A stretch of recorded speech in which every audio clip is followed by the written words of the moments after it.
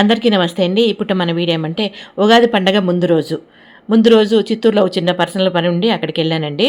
అంటే మన అభిమానులు ఒకరు ఆహ్వానించారు, అక్కడికి వెళ్ళామన్నమాట. చిత్తూరుకి వెళ్ళి వచ్చే లోపల చాలా టైం అయిందనమాట. నైట్లో వచ్చేటప్పుడు మార్గం మధ్యలో ఈ రకంగా ఓ పెద్ద ఆవిడ అరటిపండ్లు అమ్ముతూ, అంటే బండి మీద అరటిపండ్లు అమ్ముతూ నా దృష్టికి వచ్చారు. తనని చూసిన వెంటనే కారు ఆపమని చెప్పాను. కారు ఆపి తనకు పండగ సందర్భంగా ఏదో మన వంతు చిరు సహాయం చేయాలా అన్నట్లుగా అనిపించింది. దానికి ఆమెను పోయి ఆమెతో మాట్లాడించాను, పలకరించానమాట. ఎందుకమ్మా అరటిపండ్లు అమ్ముతున్నావు అన్నట్లుగా. ఆమె నాకెందుకో అమ్మా ఓపిక ఉంది, చేసే స్తోమత ఉంది, చేయగలుగుతున్నాను. ఇంకోటి ఏమంటే ఎవరి మీద ఆధారపడకూడదు అనేది 30 సంవత్సరాలు ఇంకో ఇదే వ్యాపారం చేస్తున్నాను మా వారు ఉన్నప్పటి నుండి. ఇప్పుడు మా వారు కూడా లేరు, కానీ నేను ఒకటే చేస్తున్నాను అన్నట్లుగా చెప్పారు. చాలా సంతోషంగా అనిపించింది నాకైతే మాత్రం. ఎందుకంటే ఆ వయసులో కూడా తను ఎవరి మీద ఆధారపడకూడదు, మనమంతకు మనం బతుక్కోవాలా అన్నట్లుగా ఈ విధంగా వ్యాపారం చేస్తున్నారు చూడండి, చిరు వ్యాపారము. అట్లాంటి వాళ్ళని మనం మెచ్చుకోక తప్పదన్నమాట, ఖచ్చితంగా మెచ్చుకోవాల్సిందే. దానికని ఆమెకి పండగ సందర్భంగా ఒక చీర, దాంతోపాటు 500 రూపాయలు ఇచ్చానండి.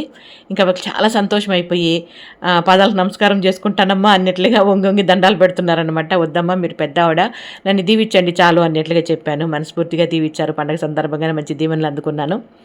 ఇంకా కారెక్కిపోతుంటే మళ్ళీ వెంటనే పిలిచి, అమ్మ అరటిపండు అన్న ఒకటి తిని కొడుక అన్నట్లుగా చెప్పారు.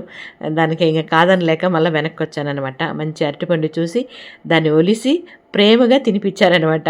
ఇదిగోండి, పెద్దవాళ్ళకి అంటే ముసలి వాళ్ళకి ఏమంటే అండి, మనం కాస్త గోరంత ప్రేమను పంచితే వాళ్ళకు కొండంత ప్రేమను మనకు పంచేస్తారండి. ఇది మాత్రము నా ఎక్స్పీరియన్స్లో, అంటే నా అనుభవంలో తెలియదనమాట ఆ రకంగా. కాబట్టి ఇంతమంది వృద్ధులను చూడగలుగుతున్నాను అని నేను అనుకుంటాను. ఇంట్లో పెద్దవాళ్ళు ఉంటే దాని సంతోషమే వేరండి. అంటే పెద్దవాళ్ళంటే ఇష్టం ఉన్న వాళ్ళకే లేండి, అందరికి కాదు. ఇది ఇప్పుడు మన చిన్న వీడియో. నచ్చితే లైక్ చేయండి. ఓకేనా? Thank you.